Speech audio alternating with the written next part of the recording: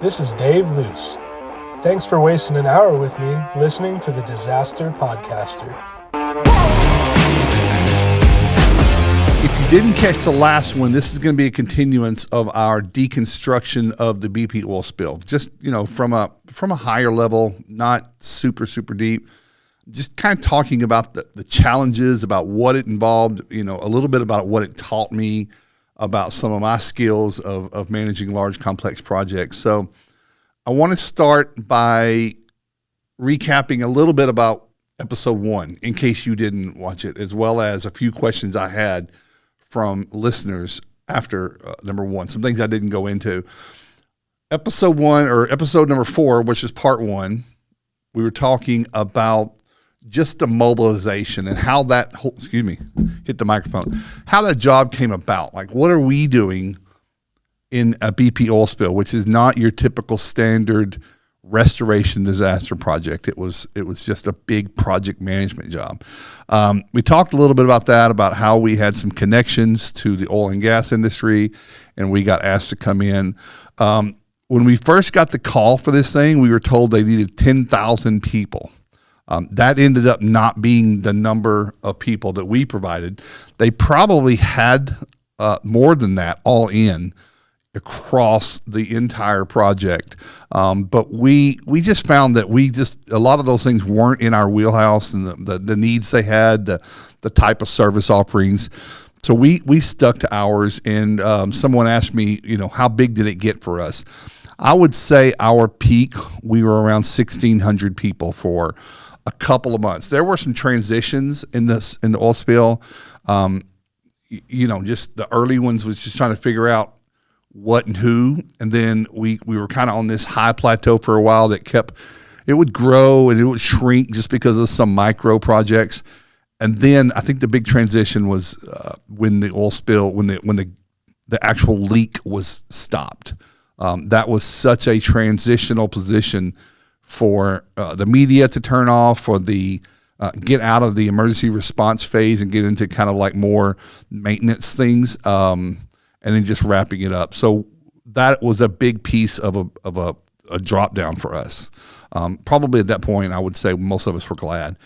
In the early days, I told you a little bit about at that period, the Nashville floods happened at the same time, and that really caused a demobilization of much of the core team of managers that I had brought to Biloxi and to Gulfport with us in Mobile, and they went away. So I would say the first month, first month of 6 weeks, were extremely challenging.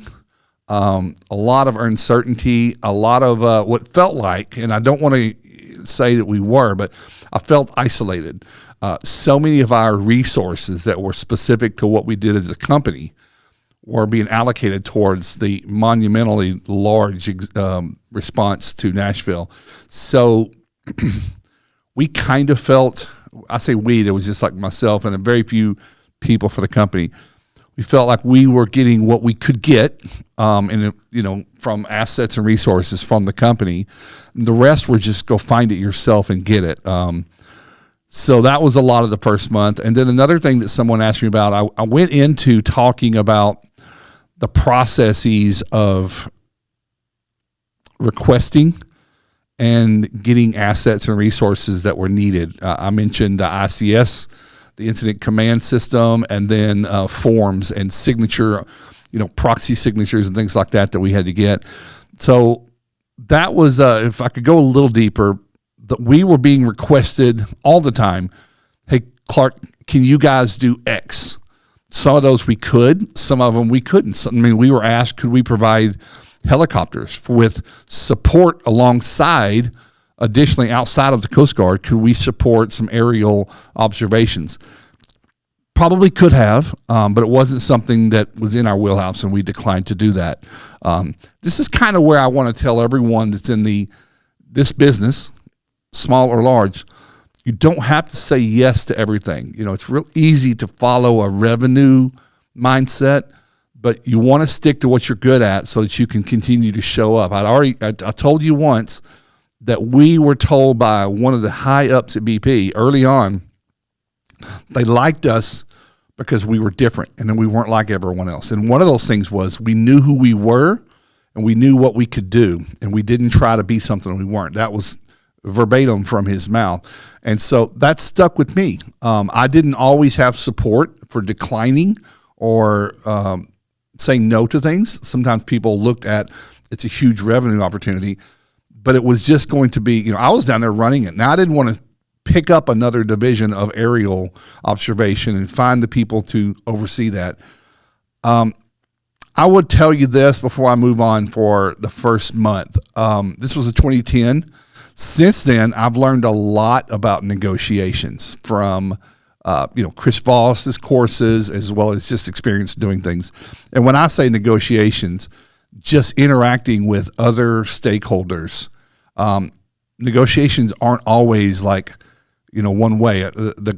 The speech I give about negotiations is there are two different kinds: collaborative and competitive. Collaborative is we have a need and we both want to win and we want this to happen. How can we make that work? Competitive is where this is what we need done. We're going to let a few people bid against it, and it's not always based on the metrics that you think probably are the most notable or desirable ones. So early on, we were getting asked to do a lot of things. I was dealing with limited corporate support, not no corporate support. I certainly want to make sure I'm clear on that certainly I had their support, but from a bandwidth situation and just a pure understanding of what we were actually doing there. We got a few visits from corporate, but again, there were just so many opportunities in Nashville that had to be addressed, and I think we were doing a pretty good job down there. So in those first days, there was a lot of political, inter-industry political stuff. There were a bunch of players there that were from there, that this is what they did. They did not like that we were an outsider gobbling up a big chunk of opportunity here. I was definitely approached many times, I'd say dozens or more, a few dozen times, by big companies that kind of fit into that fabric of the world of the environmental cleanup stuff, with trying to be my friend, trying to be our buddy, trying to help us out. I had some interesting meals and dinners with people, some of them in downtown New Orleans, kind of a hidden door place. We walked into this. I walked in, it was just me, and this was before iPhones, really, GPS, and I was following a Garmin. Where is this door? I'd give it an address, and I'm walking down a street close to the French Quarter, and I come to this. It was a reddish maroon door. I knocked on it, and the little window opened up, and guy looked out and said, I said, I'm Clark Brown. I'm here to see so-and-so, and I was granted entrance and went up these steps and walked into a kind of a club, kind of a social club, if you will. Tables, a bar. I heard some other noise going on outside, but it was really quiet, and there weren't many people in there. It probably would seat 20 people, 25, and the party I was meeting was over at the table. It felt very much like mafia, and I will tell you, we moved on later into this event. We called it the Swamp Mafia because there is a way that works, especially in Louisiana. There is a way that things are done, and they usually involve not always really, really clean ethics. I learned that from being there in Katrina, by the way. I was there in 2005 and then Katrina, and you really, really had to learn who to trust and not to trust. So I sat down with this group, and they it was completely like they thought they were making me feel like they were doing us a favor, but it was just it was a pressure push, and held the meeting, had a great time. Ended up this club. They opened up some double doors after 8:00, and it was a balcony that overlooked the House of Blues, and we watched the concert. It was pretty wild. Like, this was such an exclusive club, but you had balcony overhead seats that were like right over the stage. You could watch whoever was going to be there at the House of Blues in New Orleans, which, by the way, is a very, very, very common or a very big House of Blues. But those are the kinds of maneuvers that were going on. Left there the next day, talked to someone else that I did trust and said, hey, I had a meeting with so-and-so. And he's like, stay away. He said, that man, there are people who want to see concrete boots on him and let him go swimming in Lake Pontchartrain. I was told that there is that's mobbed up. Anyway, a lot of that was going on. It felt, here I was trying to manage a big group of people, but I was having to run this defensive side for these kinds of things. It wasn't overwhelming, but it was certainly something I had to really stay close to.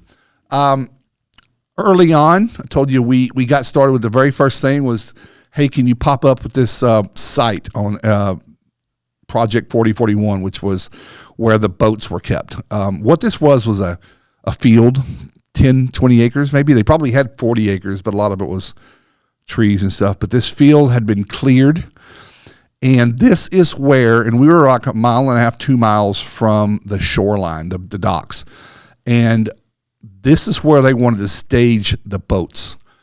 So if you were from Biloxi Gulfport and you had a boat and it was your livelihood, so maybe you were a fisherman or a guide or something like that, before the date of the pipe and the oil spill, if you had a boat registered in your name before then and you made a living off of that, BP and its partners hired those boats and their captains to be ready to respond to help in the cleanup. And they were insane rates. The boat X per day, way, way more than what they were needing for that thing or making on a regular daily. And then they were paying a captain hundreds of dollars a day just to sit and be on standby, and then a helper, maybe thousands a day. So there was this huge field. There was nothing really that we weren't managing the deployment of it. We were just managing how things were taken care of, the intake. We had the guards checking numbers, checking registrations, and they had to be issued, tags to hang on the boat and on their truck and stuff. So we were managing that. It wasn't a big task. I had 30, 40 people out there. Had to get a couple of Bobcat, little UTVs and dumpsters, just managing the site. And it was kind of feeling like, gosh, is this really what we're doing? But it wasn't long before we started getting called to help with shoreline cleanup, and that included down in Biloxi from the Beau Rivage over, heading into, further down the beach line. That was cleaning up the shoreline. Everybody had to be HAZWOPER 40, so we had to start doing all these HAZWOPER training sessions in freaking big centers. Convention center rooms, would do a bunch of people at one time, whatever the legal limits were. Multiple instructors that we brought in that were licensed to teach that, issuing those so that people could get right to it. The logistics included having a rental of another laydown yard not far away, another civic center parking lot that was empty, had been empty for a while, where all the workers would drive to and meet and park. And then we had big, huge 50-packer Greyhound-sized buses that would take and distribute people at intervals down the beach, where we had to have pop-up tents, cooling centers. It was hot. It was, we were heading into summertime. Water stations, safety stations, check in, check out, lineups. It became a military installation. So, I would say early on, much of our day wasn't as productive as we wanted because we were just trying to figure out the logistics of how to make it happen. But we got better. But in that first month, it was just a struggle, just figuring out how we were going to work with BP. We were being asked to do a lot of things really quickly. I mentioned the 213, the 218, the 245. Those are forms for request. BP would ask us to set up a new site or a camp. We would have to plan what resources we needed for that, turn in those requisition forms, get them approved and sent, and then, once approved, source them, sequester them, get them pulled in. That was either people or equipment. We were buying vehicles or leasing vehicles. We had gone through a lot of rentals, but we needed trucks with four-wheel drive for some of the beach drives. We had to have trailers, so we had to get trucks for that. But we ended up at the end of the storm, at the end of the project, we had about 80 trucks, 80 vehicles under our either a lease or some that we purchased, not including UTVs and things like that. So we had people working on the shoreline as well as still cleaning up and doing some decon of some boats, oil, sheen removal from the hull and inside and things like that. So we had crews going with that. I will tell you this. I want to pause for a moment and tell you, and if you've ever followed my discussions or any of my speeches about commercial large loss disasters, there are two primary skills you need to have. And they are organization and delegation, and they go hand in hand. And the same thing in our typical restoration industry. Standard of care is very important, and this is not going to be a popular conversation because people are going to take this out of context. The same people that are watching the standard of care of the production can't be the same people that are trying to run the whole project, because in commercial, you have stakeholders. You have communications with not only your client and their invested parties, but other parties that are other contractors and maybe insurance carrier staff and consultants, engineers. You have so much of that going on that I watch so many people try to overburden themselves with trying to run the project and manage the client and their expectations and then the outside external components. And that's where the burnout happens. That's where you're not going to do both real well if you're trying to do both. This is where, when you're doing commercial, your team, you have to have a number two person that is better than the commander, if you will, the primary at the production. And they don't need to be, every question doesn't need to ask them. You know what to do it. These are the confines. This is the scope. This is the budget. Execute. I see that not happening nearly enough, and I see one point of contact, usually at the top, running like a crazy banshee trying to do it all. So I was not ensuring that we were efficient in the cleanup, right? I had people, lieutenants, I had captains that were delegated to go, oversee that was happening, that people were staying safe. I had to have teams that were making sure that we were capturing the consumption of labor, materials, and equipment for billing and getting those things turned in. We had to make sure we were safe. I couldn't watch all those things. I am over here meeting with BP on their almost, for a while, daily request of changes, of ramp up, ramp down, start a new place. I did not know it nearly as much. I'd been through 8 years of disaster recovery at that time. Wasn't enough for me to really be good at it yet. But by the end of that storm, I had really, really developed a real sense of what it takes to run one of those things and what it takes to delegate to people. And if you want to know how to get better with delegation, you should check out on June 18th to the 21st, shameless plug, we're having a Montana business retreat around. It's all centered on delegation execution. This is where whether you're an owner or general manager, you're yourself, maybe a spouse, definitely a one of your staff members, your senior staff members. You're going to come learn yourself how to delegate what's in your plate to others so that you can do more, but also just really learn how to go back to your organization and spread that down to every level. Should have some delegation involved, down to the very last person. There's someone at the bottom that can't delegate. They have to actually just do. That's usually your front line, just your generalized technicians. But June 18th, 19th, and 20th, we're going to be in Whitefish, Montana. Beautiful place, a lodge. I'm going to put the link down in the description below. I'm not telling you that we're going to learn how to run large disaster companies. I'm going to show you how you can scale a restoration company to maybe eventually get into larger scale jobs. But delegation is going to be something you're going to have to master. You cannot not have that. You can't fake it either. You have to know how to get other people where you don't have to tell them what to do. They want to do it, and you're just dividing the work up over the right people. So there's my shameless plug for that. First month, again, 6 weeks were challenging, but we were establishing ourselves, still putting up our good front, our best presentation of what we could do.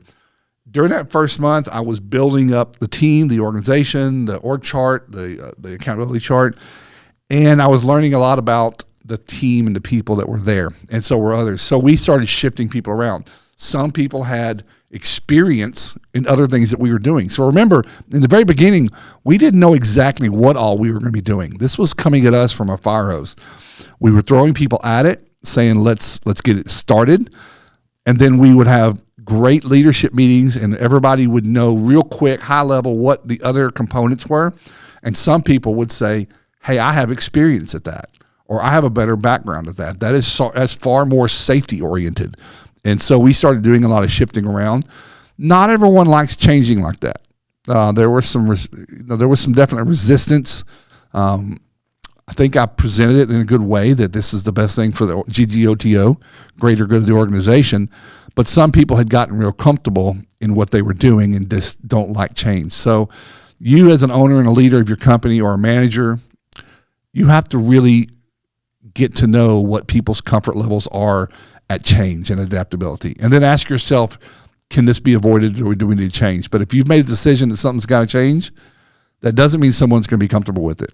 So I was relearning that lesson in scale.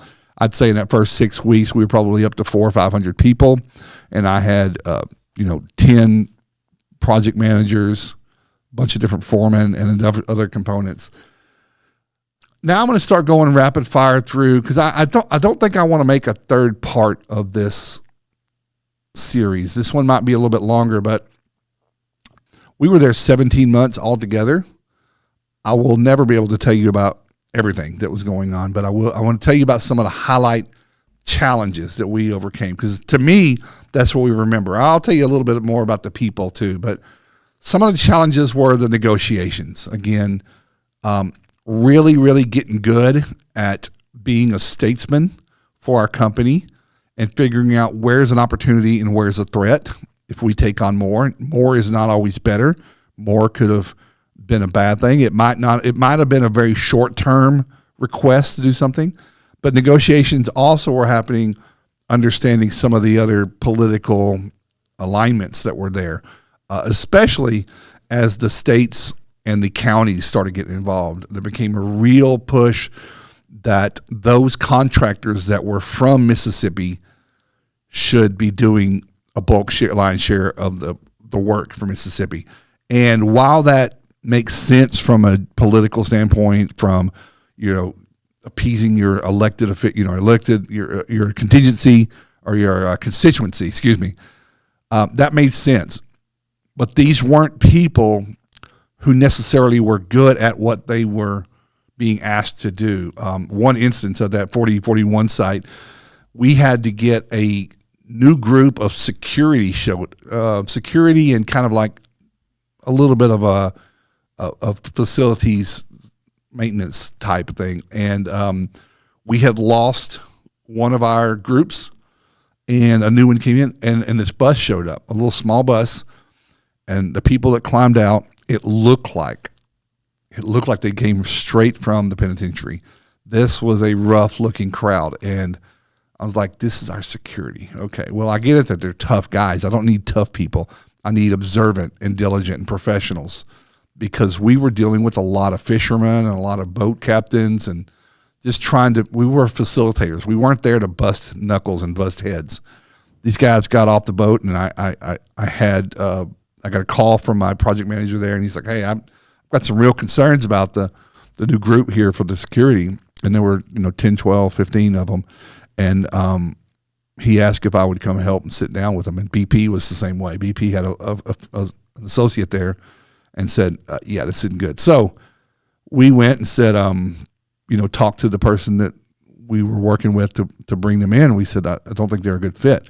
Well, it caused a shitstorm. These guys were connected. They were a fencing company and some roofers. They weren't security oriented at all, had no experience in that. They were just a brother-in-law owned by someone at a political stance in a county or a state position. And that became real challenging. I mean, that was the first time that didn't matter who had your back, you're now messing with people well over your pay grade. So We made it work for a minute, but we worked real diligently to find a different place for them where they could probably earn a little bit more. So we put them onto a different task, and it paid better, and they were gone. We put in the right people. But those were the kinds of things that were real challenges in the beginning, but negotiating with people. And when I say negotiations, it's not always about money. It's about ego. It's about position. It's about titles. And that ended up being a big part of what I was doing and spending a lot of my time for. Another big challenge with so many people that were on our payroll. So we're not talking about the supplemental staff like the frontline labor. They were kind of local, some were not, but they were kind of being managed on their own. But there was a big group of people that were under my direct command. They all were, but alcohol became a big issue. We were working long days, long hours, unknown things going on, really stressful environments. Anxiety was heavy. And we started seeing a lot of alcohol and probably some kind of narcotic abuse or something like that. And that was starting to really to show up in the work product, in the dependability of people. So we had to work through that. Not everyone. There was just a few that was certainly a big deal. Luckily, with our staffing agency that we were using, it was just a phone call. Those turned into sometimes some challenging confrontations.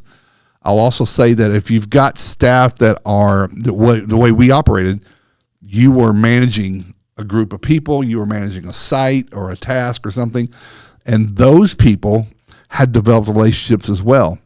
And that could be very detrimental to, if they were asked to leave, they wouldn't go kindly, and they would really, really, really try to be disruptive with our relationships with our BP affiliates or somebody else. So learning to deal with those in the right way, delicately, professionally, without disrupting our obligations of what we had to do was a real challenge. And then again, this goes right into another challenge, is personalities. We had racial issues. We had some Hispanic, some African American. We had some people from Louisiana, Mississippi, Alabama that were racist in general, and just navigating through those things. Like, listen, I look at racism as toxic, but it's part of the fabric of our country, and it's how people grow up, and they learned it to some degree. It's not acceptable, and when it gets to be where it's detrimental, it has to stop. But if there's tension there, all we can do is work through it. People, you're not going to change people at 30 and 40, 50 years old. But we didn't tolerate. We made it real clear on what was tolerated and what wasn't. And there were some instances where non-negotiables were breached, and those people were immediately escorted away, some by police. Some people got very, very belligerent, very disruptive, and tore up our vehicles, and ran off a lot of good people. So challenges. So here I am, not at every one of our sites, and we were eventually in 9 different locations across 4 states. Here I am, ultimately accountable, but I have to have people in place, my number 2, and then further down, that were watching for these things, and they had to know how to manage them, at least from a cursory, primary beginning part, until it escalated to hurting a relationship. Another challenging thing was, and I already talked about it, we were outsiders, which was good and bad. We did not know a lot of the, there are, in these kind of environments, especially like ours, imagine restoration, and all of a sudden an oil cleanup company comes in trying to do a project. They can figure it out. They don't know the standard of care.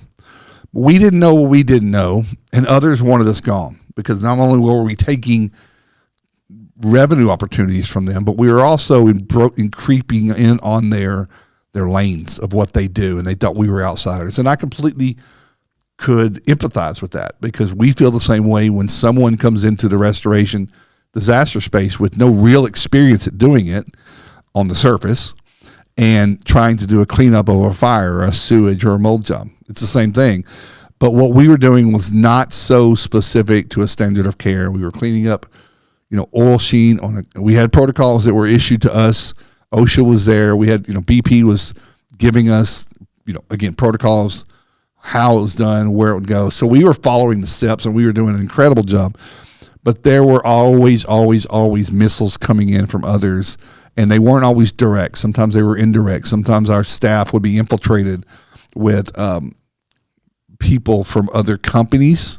They would pose as new hires on our roster, and they would try to disrupt from the inside. Very challenging, very disappointing, and very exhausting. So these were challenges, and those that worked under me or for me or whatever you want to say, they didn't always do well with that. They took that very personal. If they were managing a site in Dauphin Island or a site in Panama City Beach or something, and there were plants inside of their organization, they would literally go to a reptilian place, and everybody must be a spy. Everybody must be out to get me. And I really had to manage a lot of that stuff, and my team had to manage that too. There were times we had to ask, gosh, how long does this go on? How do we keep those out? We had a lot of strategy meetings. How do we vet people? I will tell you another challenge in the beginning. This is probably true. Again, I'd been doing large losses now. I'd done some major large projects and storms, Katrina, Ike in Texas. But we were still thinking small. This was bigger than anything that I had ever done. Not individual little tasks. They were all just micro, 30 people here, 110 there, 200 there. That stuff I'd managed before, but thinking on a bigger global level of how this was all going to fit together, projecting what it was going to be. Projecting it was going to be very difficult because, especially for the first 3 months, we were up and down a whole lot. There was a lot of fluctuation and shrink, grow, et cetera. But we were thinking small. We were thinking of how we would run a project. We were actually thinking money and budget, where we'd been told money wasn't a problem, just get it done. So I would say in the early phases, we missed some opportunities because we were thinking really small. We don't have to think so large that you forget the small things. I'm not talking about that. I'm just talking about we were not pursuing more opportunities that would have been right in line with what we were doing very, very well. And maybe we turned down some things that we probably could have done, but we were thinking about too small, too micro on the ones we had. We got out of that a little bit. We started thinking bigger, and it grew. So this is where I will tell everyone listening, your mindset of what you can do and should be doing is everything. Once we kind of expanded our mind and knew that we had fans in our favor on the BP side, and that all these other haters and all these other complexities and alcoholic things going on and outsider stuff, all that meant nothing. And at one point, I think someone probably told us, why are you guys giving that so much of your energy? Forget all that. Just do what you do. And we did. We still had the disruptions. We still had the stuff, but we started thinking bigger. We started fulfilling more orders and doing bigger things. Another challenge we had, especially 2-3 months in, a lot of people that we invested in to bring on our team that we were paying, and everybody was making really, really, really good money. It was probably, there were people coming from all over the country applying to work with us. I mean, the word got out that there was this big opportunity, lots of people working, and we had to, interview a lot and vet. But once they were there, people were jumping around to other vendors. So other vendors, our competitors, and again, I use that term loosely. They weren't our competitors. They were colleagues doing the same thing we were. They might have been doing something different.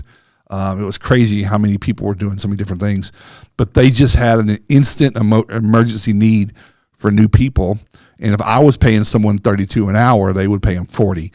So we started having, again, especially around month 2 or 3, where things had settled in and growth was starting to happen, we started seeing we weren't insulated enough, and our team mates and our stability were starting to leave and go to other places and causing us with new, big, wide open gaps. And that caused we stumbled a little bit there. We really started having, I would immediately have someone cover for, and then that person would have way too much to do.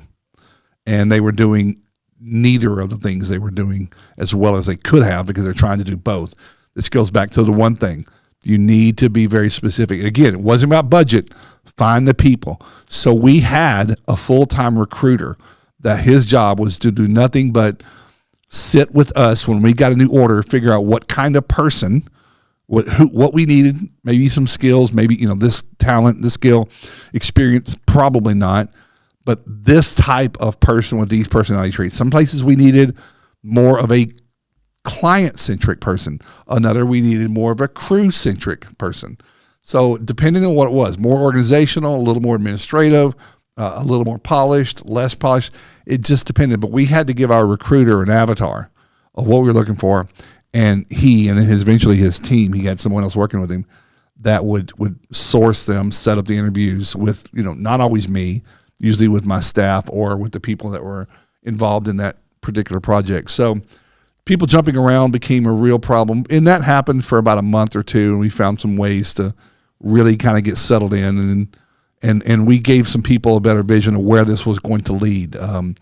I think some of the people that jumped over to other places were realizing that the grass wasn't greener on the other side, and that was a very short-term 2 or 3 week thing, and they ended up finding themselves put out and coming back again. And boomerangs, we call them, right? Some of them were brought back in, and some just weren't because of how they left. So, but that kind of subsided. That wasn't an issue anymore. And then, if I'm still talking about challenges, 2 more, and I don't have it written here on my notes, but one is theft. Theft became a big deal between our assets and resources, but also it's really weird, of our time. People were moonlighting, doing some other things for some other people, but theft of our, we had some vehicles come up missing, some tools, lots of tools, supplies that were being hawked off and sold to other vendors of some sort.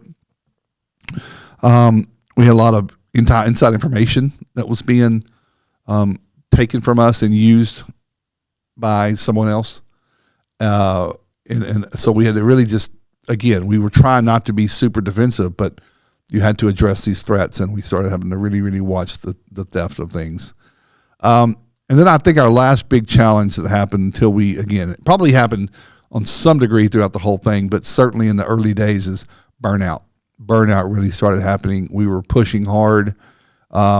We weren't focused as much on rotation as we could have. We were doing some, but we had to really get a handle on that. But that's real tough when you're responding in real time to so many new things, new projects, new tasks.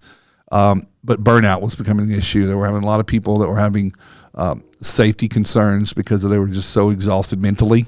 When your mind is tired, your body can go a lot longer than your mind. But when your mind is tired, it really tells your body about a lot of what to do and what not to do. So we had some injuries. We had some bad decisions made. We just had a lot of things that go along with stress and acute stress, depression, people away from home, and they start to dwell on the negative and not the positive, and things just go downhill real quickly on that. So we got better a couple months in about watching for that. Our team really became hypersensitive.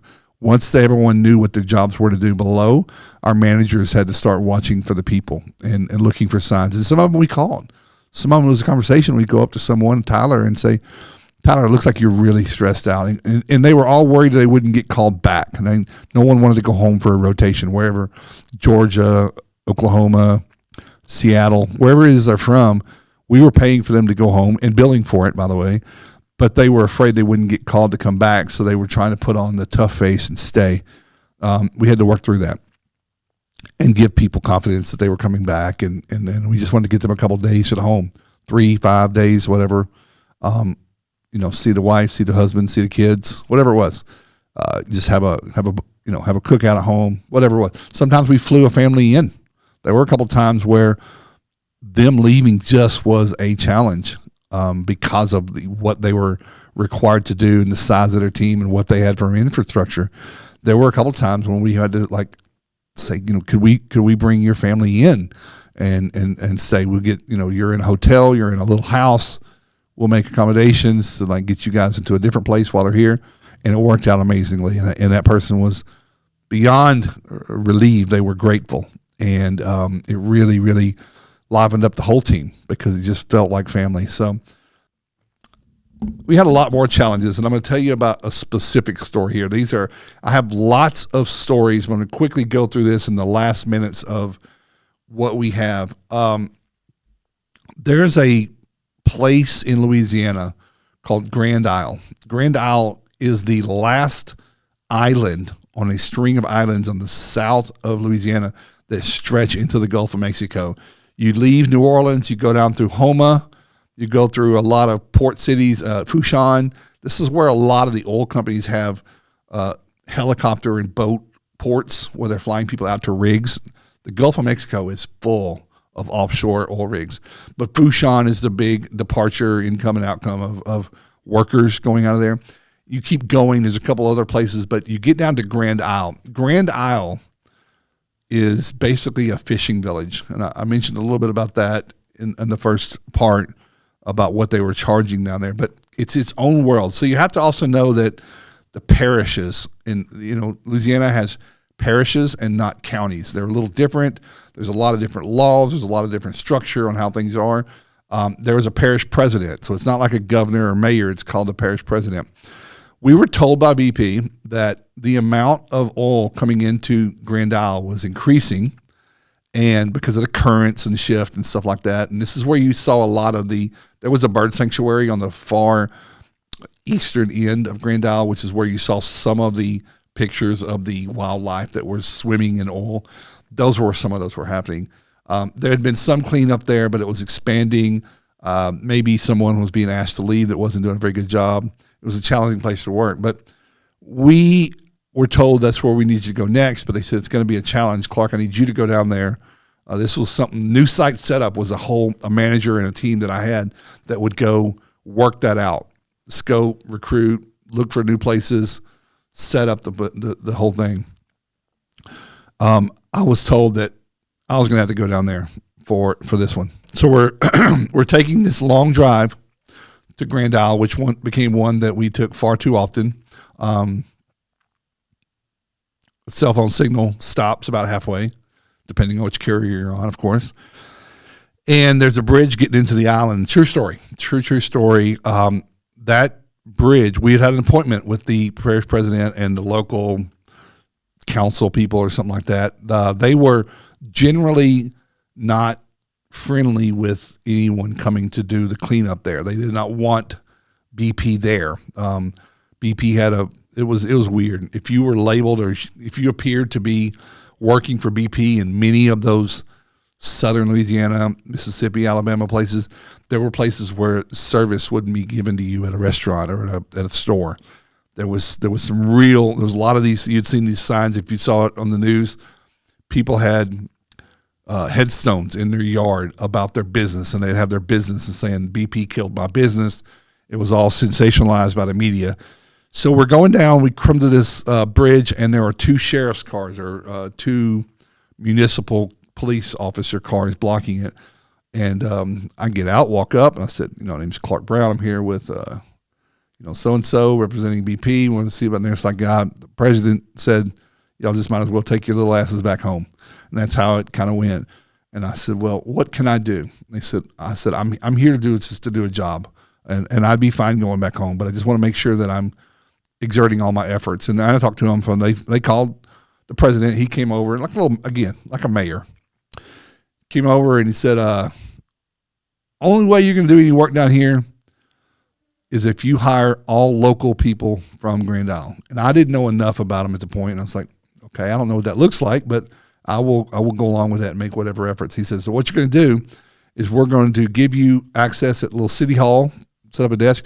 We're going to run a little ad in our local paper. We're going to put the word out on the island. And it's not a big island, by the way.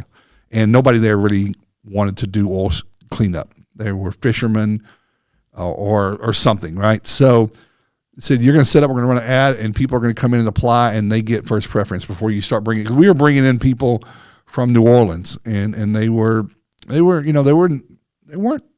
sketchy looking, okay? But there was people coming from New Orleans doing a 2-hour drive every morning and 2-hour back every afternoon on 15-passenger or 50-passenger buses to come down and work on the other islands that were getting towards Grand Isle. So we did it. He ran a little article and said, come back in a day and set up, and we'll have applicants come in and blah, blah, blah. I said, fine. we're sitting there at the table. I'm still there, and I have my recruiters with me, and we sit there for most of the day. From 9 o'clock to about 2. Left for lunch. Little convenience store right there. Ate some lunch. Nobody came in. Nobody. President, dude, I still remember his name, but he showed up. Asked, how's it going? I said, no one showed up at all. He said, fucking doesn't surprise me. Lazy bastards. All right, do what y'all got to do. And that was it. He just I think he wanted to be seen as given an opportunity so that he didn't get hammered by that. And that's politically probably what it was. So he's like, bring who you got to bring. Just, be clean, be present, whatever. Grand Isle ended up, I have 2 stories. I'm just going to wrinkle them into one. Grand Isle ended up being a lot of people working there. There was a lot coming in. It was certainly extended out into the Gulf more, and the way the Gulf Stream was coming in, they were getting a lot of that. They had a lot of big burn. We had bigger equipment out there. We actually, at one point, we were probably removing too much sand and affecting the tide pools and stuff. So we had to help organize bringing in some more sand, and some was getting dredged from offshore. But it was, again, there were a lot of other people involved with that. The EPA, the Department of Natural Resources, Coast Guard, BP, et cetera, et cetera. So organizing all of that, we got that done. We ended up with 350, 400 people a day working down there between our supervisors. And they ended up giving us this state park, not the sanctuary that I mentioned earlier, but a state park. I forgot the name of it. It was someone's name that they had they had dedicated a state park to this person, and it had a couple of little community centers inside there. But we had a big parking lot where that's where the lineups were happening. So the buses would come in, our supervisors would meet there, and that's where everyone mustered in the morning.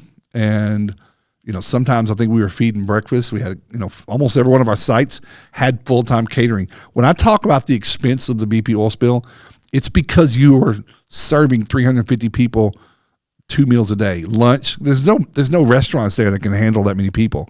So we were giving breakfast, and they were having to get there for lineup at 7 a.m., so which means they had to probably leave New Orleans at 5. So, again, hardworking people, but do you think we got the right number of people every single day? No, we came up short. Some of our supervisors that were supposed to be overseeing 10 people would have 2. But things, again, start to get a little better. We started to cycle through because the staffing companies were like, we're losing money if we don't have the people. So they finally found us enough people to work down there. But this little state park, I was just at this point, this is probably into early June, so beginning of summer. We did not have Florida up and running yet, but we had, we still had a couple places in Alabama, Mississippi, of course, and a couple places in Louisiana, including over on the other side of Louisiana, working on the boats.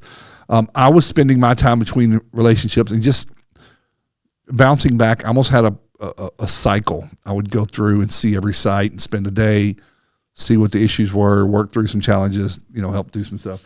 Going to Grand Isle, you had no cell signals. We ended up getting satellite phones, but I didn't carry one. So I couldn't do my part until I got halfway back to New Orleans. But I was there in this little park, and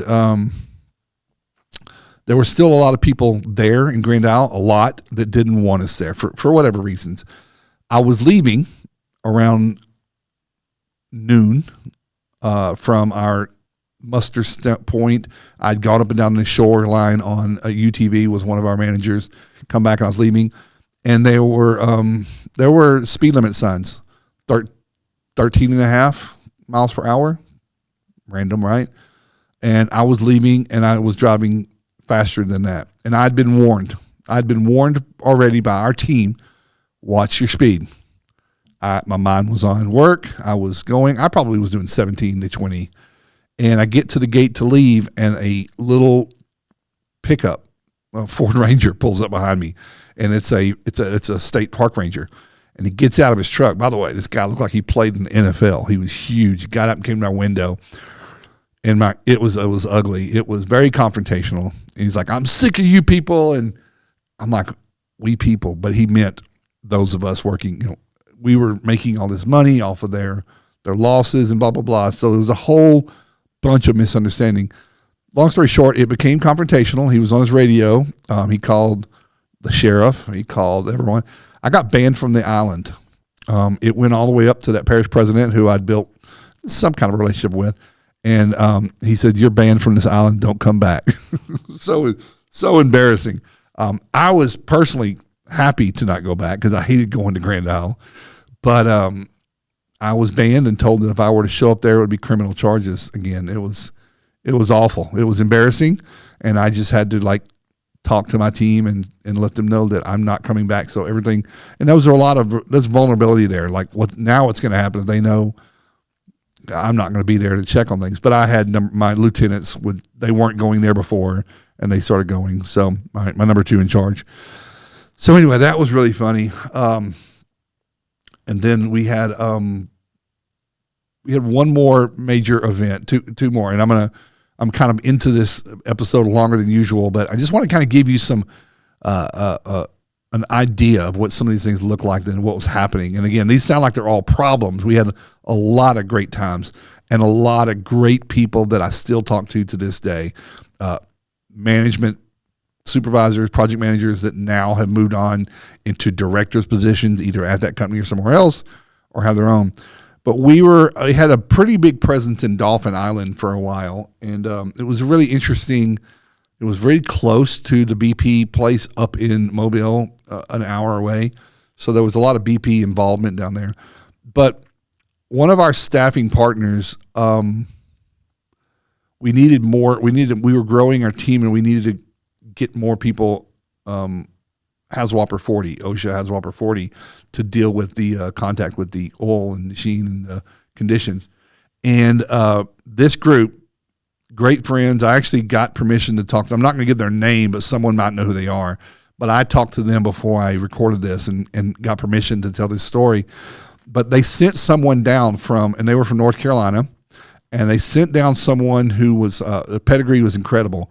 OSHA trainer, military background, was either a Green Beret or a Ranger. I'm not real sure, or claimed to be.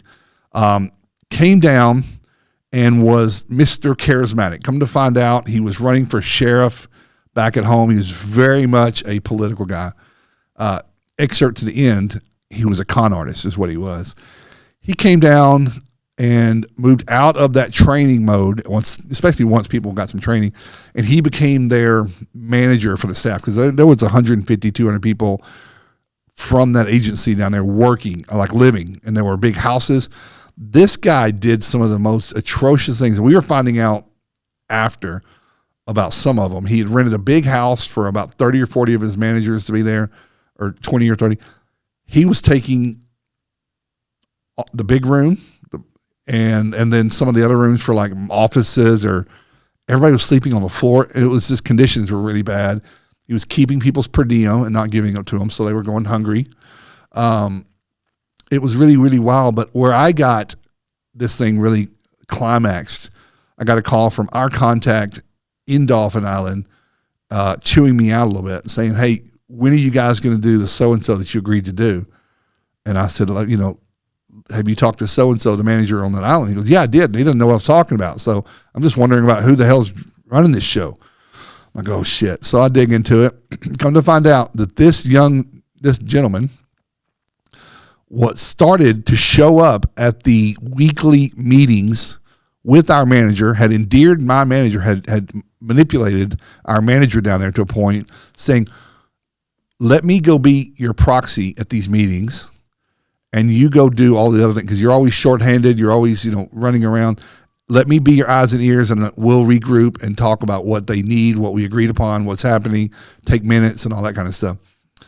Our manager said, okay. Naturally, he trusted this person. This is a really, really good con artist. Well, this person went and had business cards made with our company logo and put himself as some kind of big title and presented himself as the commander for the probably the Alabama cleanup of the whole thing, and started making agreements to things.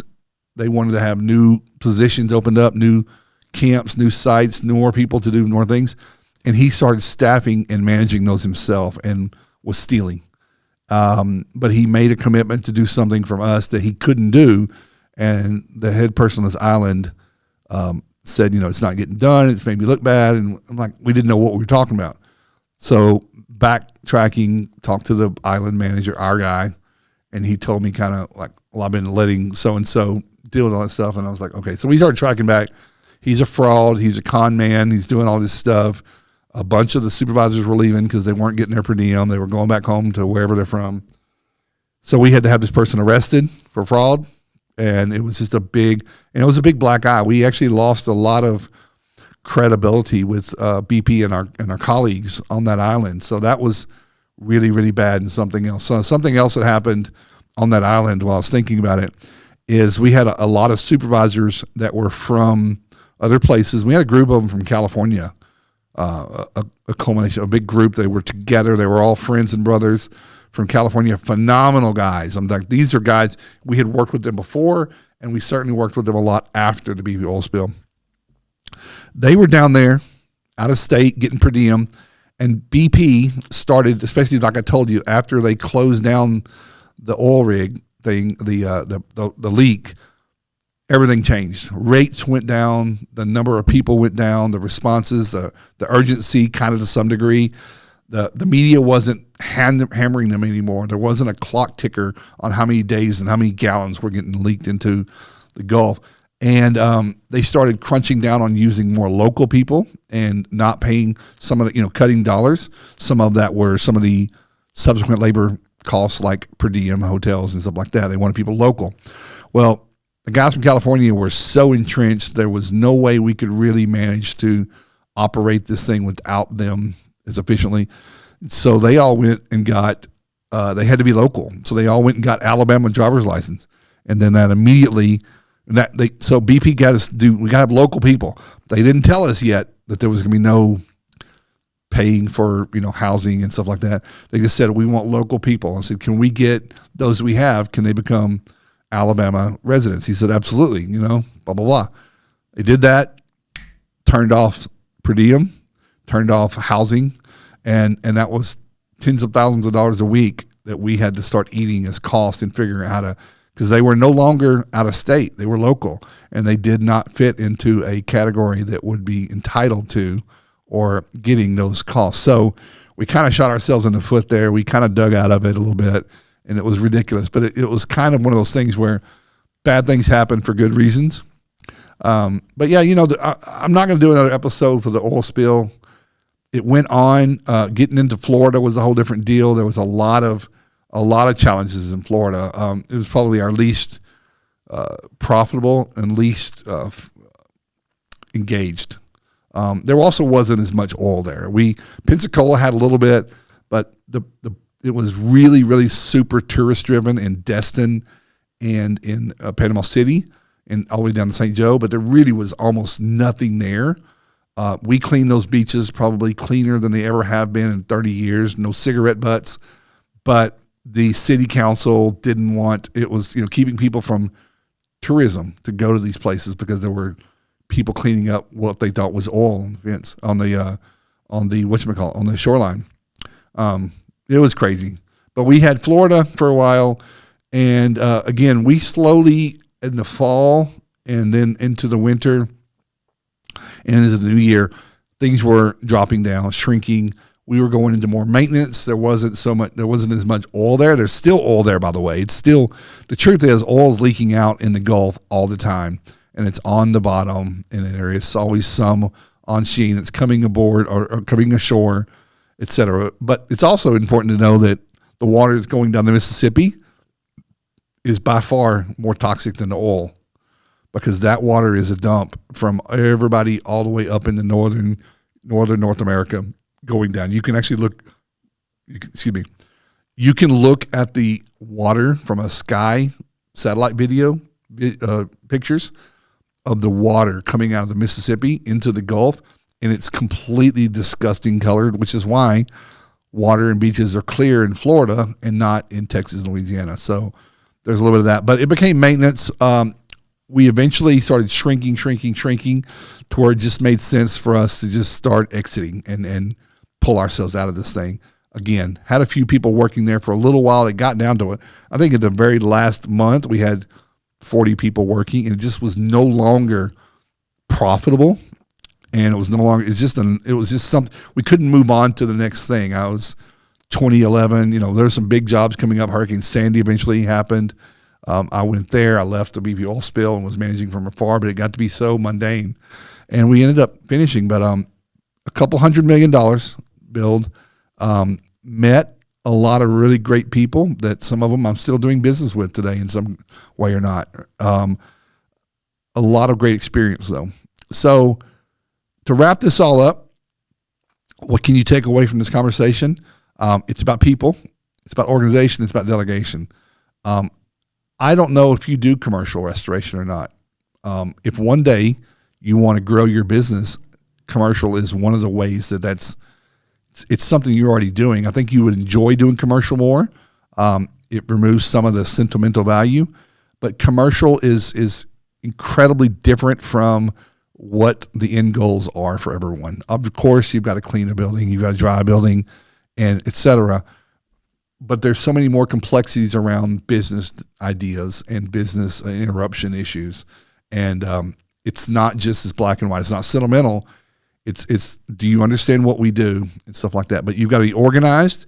You've got to have great partners, vendor partners, subcontractors, staffing agencies. You have to have deep pockets to do commercial. You've got to have access to a line of credit. You need to have access to cash.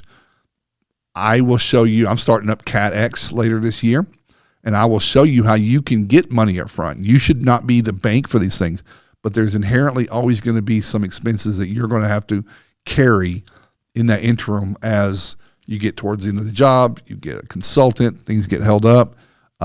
It's not just pay. It's just like residential. There's a lag there of payment, and you need to be able to carry that, but you can charge for it, and it's very profitable. But be organized, be delegation. Join us out at the Montana Business Retreat. It's going to be a great time. I think we are just under a month away from the time that this is recording. So check it out. Take care. Thanks for watching Disaster Podcaster, and we'll see you next time.